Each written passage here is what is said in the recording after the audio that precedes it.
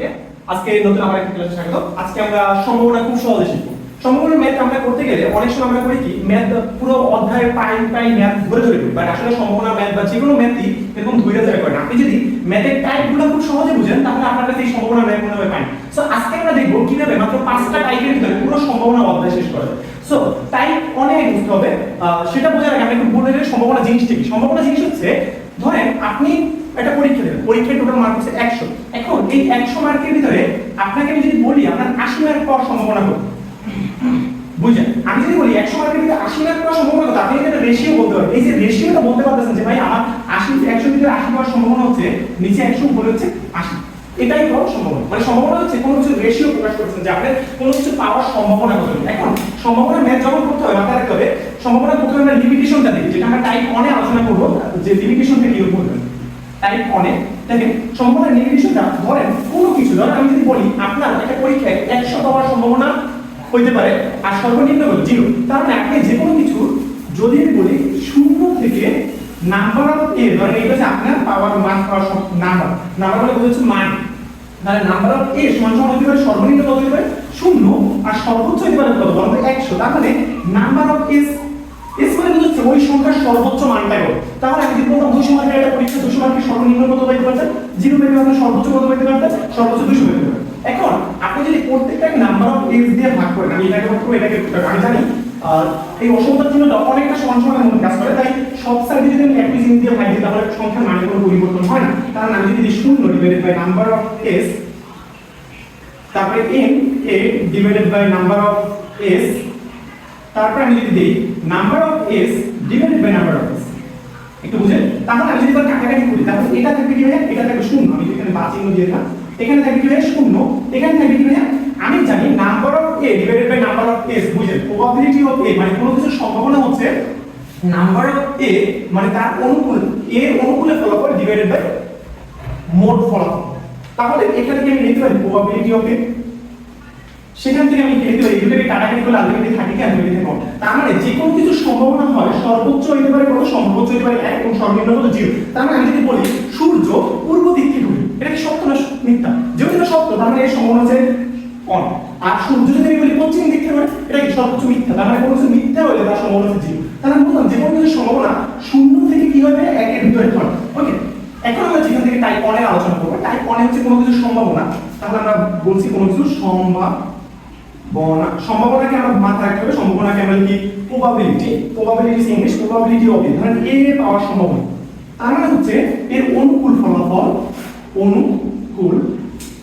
ফলাফল divided by মোট ফলাফল। তাহলে কোনো কিছু সম্ভাবনা হচ্ছে কি তার অনুকূল ফলাফল ডিভাইডেড বাই মোট ফলাফল। ধরেন আমি যদি বলি একটা আমি যে ছকটা নিক্ষেপ করেছি, একটা ছকটায় ফলাফল এখানে কি 2 3 4 5 6, এই 6টা ফলাফল আসতে পারে। তার মানে এর মোট ফলাফল কত হবে? এর মোট ফলাফল হচ্ছে 6।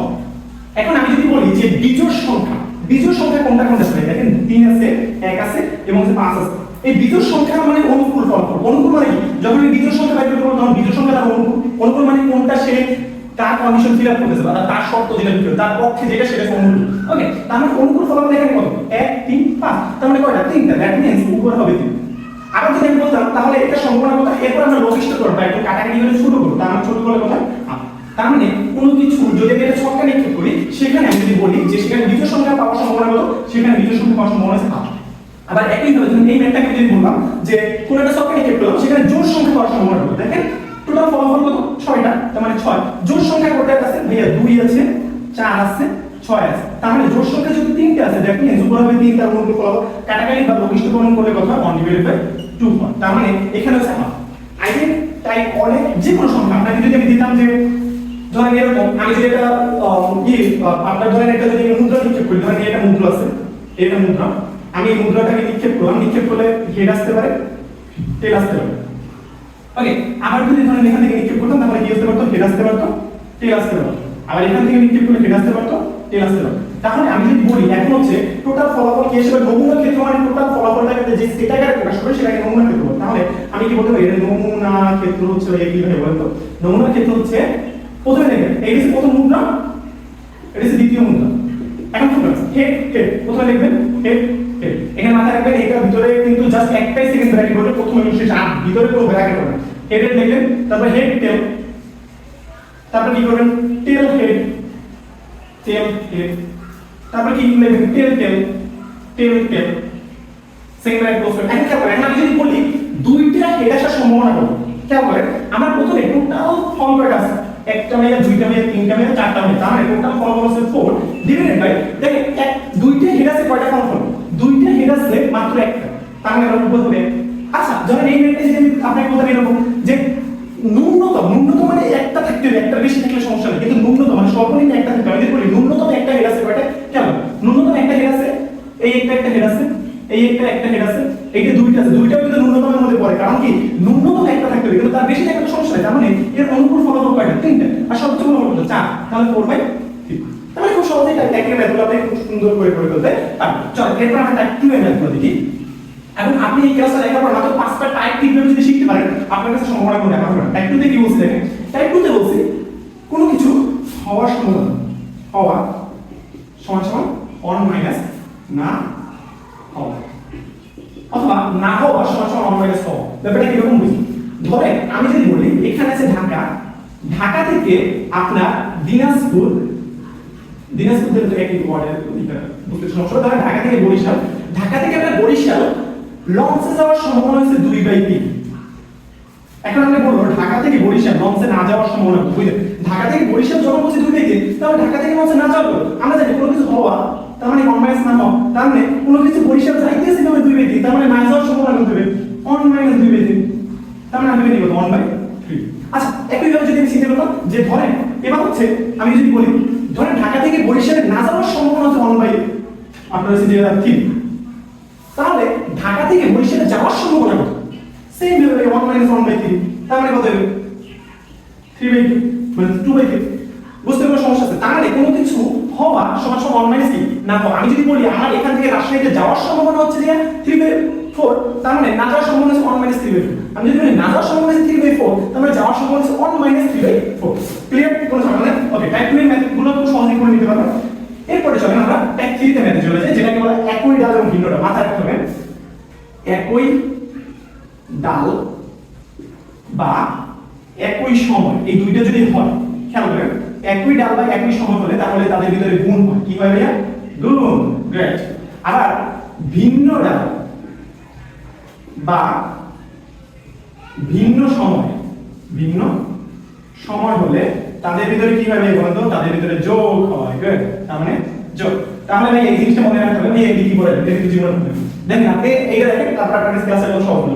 একই ডাল থাকলে ভাইয়া বা একই সময় থাকলে গুণ হবে, ভিন্ন ডাল বা ভিন্ন সময় থাকলে যোগ হবে। এটা জাস্ট লিখে রাখেন, তারপর আমি বুঝাচ্ছি কি দেখাচ্ছি। কেন ধরেন আমি যদি বলি যে এটা হচ্ছে ঢাকা থেকে আপনার হচ্ছে যে বরিশালে যাওয়ার সম্ভাবনা হচ্ছে যে বাসে ধরেন লঞ্চে যাওয়ার সম্ভাবনা হচ্ছে 2/3, তাহলে না যাওয়ার সম্ভাবনা কত হবে আমি জানি 1/3 হবে। আবার আমি যদি বলি বরিশাল থেকে আপনার হচ্ছে যে ধরেন হচ্ছে যে কুয়াকাটা লঞ্চে যাওয়ার সম্ভাবনা হচ্ছে আপনার হচ্ছে যে ধরেন আমি দিলাম 3/4, তাহলে লঞ্চে না যাওয়ার সম্ভাবনা কত হবে 1 - 3/4। আমরা জানি 1 - 3/4, দ্যাট মিন্স কত দেয়া 4/1/4, তাই তো। এখন আমি যদি বলি যে সেম মেটার ক্ষেত্রে তো একই হবে, কারণ কত হবে কুয়াকাটা যাওয়ার সম্ভাবনা কত হবে 3/4, না যাওয়ার সম্ভাবনা কত হবে 1/4। এখন আপনি একটু জিনিসটা বুঝুন, খেয়াল করুন আমি যদি বলি ঢাকা থেকে বরিশালে যাওয়া বাসে এবং বরিশাল থেকে কুয়াকাটা না যাওয়ার সম্ভাবনা, দেখেন এই ঢাকা থেকে বরিশাল আপনি বাসে যাচ্ছেন এবং এই হচ্ছে যে বরিশাল থেকে কুয়াকাটা বাসে না যাওয়ার সম্ভাবনা। আচ্ছা এইটা মাথায় রাখবেন, যেখান থেকে ঘটনার সূত্রপাত সেটা হচ্ছে গাছ। খেয়াল করুন যেখান থেকে যদি ঘটনার সূত্রপাত হয় সেটা যদি গাছ হয়, তাহলে এটা একই ডালে কিনা, গাছের এই পুরো একটা ডাল, গাছের এই পুরো আরেকটা ডাল, তার মানে গাছের এটা একটা ডাল কিনা, যেহেতু এটা একই ডালে আছে, এই একটা ডালে দেখেন একই ডালে আছে, একই ডালে থাকে আমরা বলছি ফলাফলগুলো কি হবে গুণ হবে, দ্যাট মিন্স 2/3 গুণ হবে কি বলেন তো ভাইয়া 1/4। তাহলে করলে কত হবে ভাই বলেন, উপরে হবে যে 2 আর নিচে হবে 3, বা আমরা জানি যে কোনো ফলাফলকে লিখলে সেটাকে লঘিষ্ঠকরণ করতে হবে। লঘিষ্ঠকরণ মানে একদম সিম্পলিফাই করতে হবে, কাটাকাটি করে। তার মানে আমরা যদি এটাকে কাটি তাহলে 1/6 হয়ে যাচ্ছে। বুঝতে কোনো সমস্যা আছে কিনা? ওকে, এরপরে যদি আমরা দেখি যে এরকম আরেকটা ম্যাথ, যদি ধরেন একটা মুদ্রা যদি নিক্ষেপ করতাম, একটা মুদ্রা ধরেন এখানে একটা মুদ্রা, এখানে সে হেড আসতে পারে, টেল আসতে পারে, আবার এটা কি আসতে পারে হেড আসতে পারে, এটা কি আসতে পারে টেল আসতে পারে, আবার এটা কি আসতে পারে হেড আসতে পারে, এটা আসতে প্লাস প্লাস। ধরেন সাপোজ আমি ধরে নিলাম এটা থেকে এটা আসার সম্ভাবনা সাপোজ 2/3, সাপোজ ওকে, আর এখান থেকে এটা সম্ভাবনা 1/4, আর এটা থেকে এটা সম্ভাবনা ধরেন 3/5, আর এখান থেকে সম্ভাবনা হচ্ছে ধরেন 1/2। এখন আমাকে যদি বলে বুঝেন, যখন আমি দেখবো যে আমাকে চাইছে যে হেড এবং টেল আসার সম্ভাবনা কত, তার মানে এইটা এবং এইটার ফলাফল চাচ্ছে, বা এইটা এবং এইটা চাচ্ছে। এখন বলেন এইটার সাপেক্ষে এইটা একটার না ভিন্নটা, যেহেতু এইটা গাছ যেখান থেকে ঘটনা সূত্র হয় সেটা হচ্ছে গাছ, তাহলে যেহেতু ভাইয়া এই দুইটা হচ্ছে যে কি ভিন্ন ডালে, দ্যাট মিন্স এই ফল দুইটা যোগ হবে 3/4। বা যদি এমন হইতো যে আমি যদি এই দুইটা বলতাম যে এই দুইটার অনুমান চাইতেছে ফলাফল, তাহলে এই দুইটা কি একই ডালে, তার মানে এই দুইটার কি হতো ফলাফল গুণ হতো। ওকে, এরপরে যেটা আছে আমাদের হচ্ছে যে একই ডাল আমরা শিখে গেলাম। এখন আমরা দেখেন কোন অনেক সময় কোশ্চেন আসে যে একই সাথে একটা মুদ্রা এবং একই সাথে একটা ছক্কা নিক্ষেপ করবে, তাহলে মোট ফলাফল হচ্ছে। এখন একটু জিনিসটা বুঝেন ভাইয়া, আপনার কোনো কিছুর পিঠ সংখ্যা হয় নিচে, এটা হচ্ছে পিঠ সংখ্যা, পিঠ সংখ্যা ডিভাইডেড উপরে হবে কি পাওয়ার টু দি পাওয়ার কি হবে কয়বার নিক্ষেপ করতেছে, নিক্ষেপ। মানে রাখবেন এখান থেকে আপনি যত এডমিশন সব জায়গায় এখানে কোশ্চেন হবে। খেয়াল করেন পিঠ সংখ্যা যখন একটা মুদ্রা নিক্ষেপ করতেছে, মুদ্রার পিঠ কত দুইটা, দ্যাট মিন্স পিঠের জায়গায় আমরা 2 বসাবো। ধর একটা মুদ্রাকে 3বার নিক্ষেপ করলাম, তার মানে নিক্ষেপ করার হচ্ছে 3, তার মানে উপরে 3 হবে। তার মানে আমি এখান থেকে বলতে পারি একটা মুদ্রা নিক্ষেপ করে টোটাল ফলাফল কত পাবেন, 3বার নিক্ষেপ করলে 3, আমরা জানি কিউব করলে মানে কি 2/3, মানে 2, 3বার 2 করে গুণ করলে কত, 3 দুগুণে 2 দুগুণে 4, 4 দুগুণে 8, তার মানে 8। কথা বুঝতে পারছেন? এখন কেমন হতো কোন একটা জিনিস আছে ছক্কা, একটা ছক্কাকে যদি আমি যদি 2বার নিক্ষেপ করতাম, তাহলে একটা ছক্কার জন্য পিঠ সংখ্যা 6, আবার হচ্ছে যে একটা নিক্ষেপ করার জন্য উপরে হবে কি 2, তার মানে কি 6 6 36। একটা মজার ব্যাপার শুনেন, এডমিশন একবার ভাবতেছিল যে এমন একটা কয়েন আছে যার 5টা পিষ্ট, ওকে, এবং সেটাকে 2বার নিক্ষেপ করছে। আমি পোলা পাইতো দেখে পুরো ভয় পেয়ে গেছে, ভাই 5টা পিষ্ট দেখে আমি দেখেন 5টা পিষ্ট পিঠের সঙ্গে হলো 5, আর আমি নিক্ষেপ করতে পারবো 2বার, তার মানে কি হবে 5 5 25। ওকে, এরপরে হচ্ছে যে আমরা এরপরে যেটা শিখবো সেটা হচ্ছে প্রতিস্থাপন, যেটা হচ্ছে আমাদের টাইপ 3 তো শেষ, টাইপ 4 আমরা যেটা শিখবো সেটা হচ্ছে প্রতিস্থাপন। দেখেন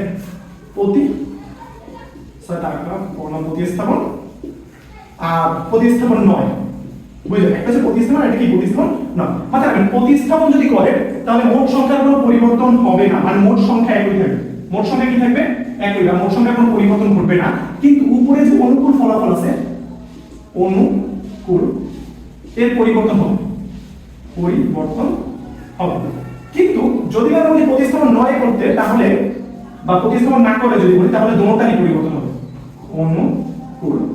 এই দোনোটারই কি হবে বলেন তো, এই দোনোটারই পরিবর্তন হবে। ব্যাপারটা কিরকম বুঝি, ধরেন আমি যদি বলি একটা বাক্স, এটা বাক্স, এই বাক্স থেকে আমি যদি 5টা বল আছে, টোটাল বল আছে কত 5টা বল থেকে আমি হচ্ছে দিয়া ধরেন 5টার মধ্যে 2টা আছে লাল বল, 3টা নীল বল, ওকে, 2টা রেড আছে আর 3টা ব্লু আছে।